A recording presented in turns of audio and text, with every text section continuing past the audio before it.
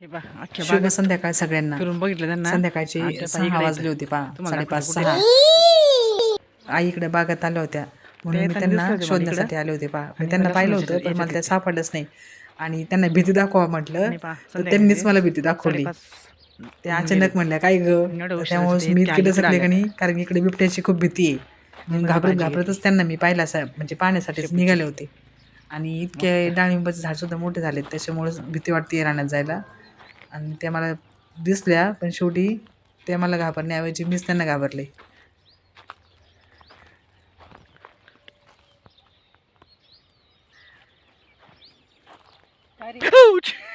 यांना पहा किती किती भीती दाखवली पहा मी.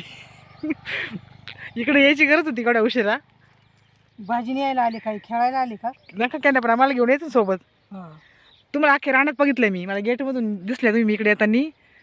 तिथून त्या लाईनने गेल्या बा, तिथून त्या लाईनने तिकडे इकडे सगळीकडे घेऊन आले. मग मला लाल साडी दिसली. तिकडं कांदा आहे, तिथून तिकडे लसूण आहे. तुला आणि लसूण ते एवढं हे पाहिजे सगळं कांदा आहे.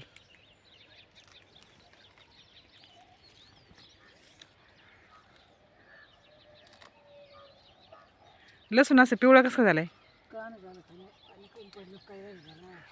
आणि रंगपंचमीचे दिवस काढतात ना, मग त्याला आणखी 1 महिना बाकी आहे ना.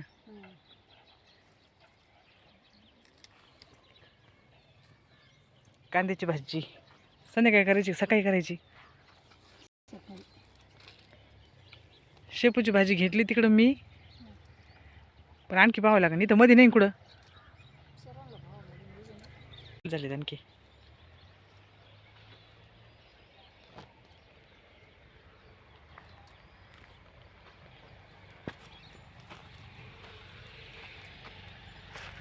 एवढं म्हणलं तर पाहिजे कोंबड्या लगेच.